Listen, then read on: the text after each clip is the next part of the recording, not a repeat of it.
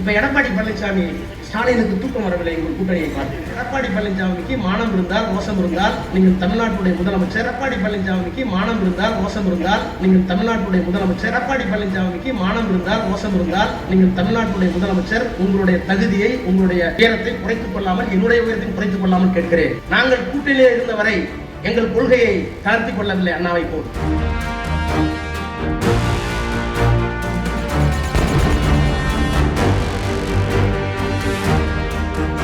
ராமர் கோயில் கட்டப்படும். இப்ப செலியன் சொன்னார், இங்க ஒரு சிவாலயம் நாங்கள் தான் வந்தோம், அங்க ஒரு சிவாலயம் நாங்கள் தான் வந்தோம், கும்பகோணத்தில் சிவாலயம் நாங்கள் தான் வந்தோம். ஏன் அவ்வளவு? அயோத்தியிலே நாங்கள் தான் வந்தோம். அயோத்தி ஒரு மாநில கட்சியை சார்ந்த தாழ்த்தப்பட்டவன், ஒரு தாழ்த்தப்பட்டவன் அங்கே பிரதமராக வந்து நாடாளுமன்ற உறுப்பினர். எங்க போச்சு உங்க ராமன்? கேட்போம்ல, நாங்களாம் ராமனுக்கு விரோதியா? எல்லாம் கும்பிடுவோம். யாராருக்கு நம்பிக்கிறதோ நம்பிக்கைலாம் இருக்கட்டும். ஆனால் அவர் சொன்னாரு, ராமன் பேரை வைத்துக் கொண்டு, மதத்தின் பேரை வைத்துக் கொண்டு அரசியல் செய்யாதீர்கள். அரசியலுக்கு மதத்துக்கு என்ன சம்பந்தம்? ஒரு நம்பிக்கை, எல்லாத்துக்கும் ஒரு நம்பிக்கை இருக்கும்ல. எனக்கு ஒரு நம்பிக்கை இருக்குல்ல.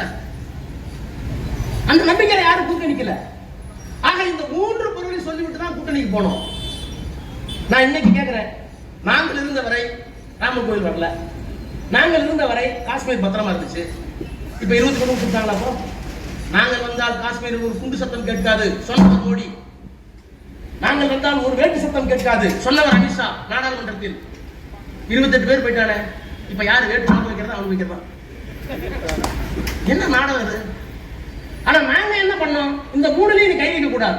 நாங்க உங்களோட இருக்கிற வரை இந்த மூணுலையும் கையெழுத்து போடுன்னு சொன்னோம். சுருக்கமா சொல்லுங்க, சாதாரணமா குடியார என்னோட வரைக்கும் குடிக்கூடாது, கையெழுத்து என்ன போனோம்.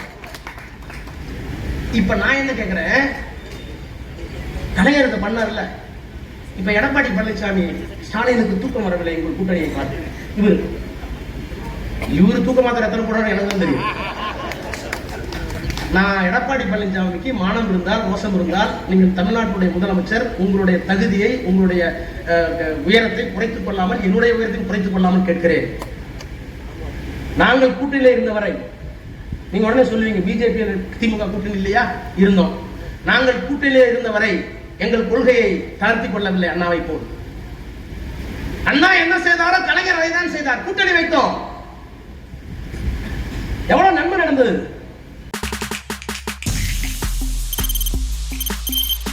தவிர்க்க முடியாத தம்ப்நெயில்ஸ், கலக்கலான கண்டென்ட்ஸ், சினிமாவும் சீரியஸ் பிரச்சனைகளும், சும்மாவே ராம் சரண் தளபதி விஜய் எப்படா பெரிய கலகலப்பும் கைகலப்பும்.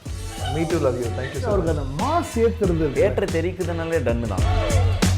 பிரேக்கே இல்லாமல் பிரேக்கிங் நியூஸ் சொல்லும் தந்தி டிவி ஆப். இன்ஸ்டா தலைமுறை வரை இறங்கி அடிக்கும் தந்தி டிவியின் டிஜிட்டல் எக்ஸ்க்ளூசிவ். பாடி காமிச்சீங்க. அது அதை விட மோசம். இல்ல பாடி காமிச்சீங்கன்னா அது இன்னும் வெரி பேட். தந்தி டிவி ஆப்பை இலவசமா டவுன்லோட் செய்யுங்க. ஃபாலோ பண்ணுங்க, சப்ஸ்கிரைப் பண்ணுங்க, என்ஜாய் பண்ணுங்க.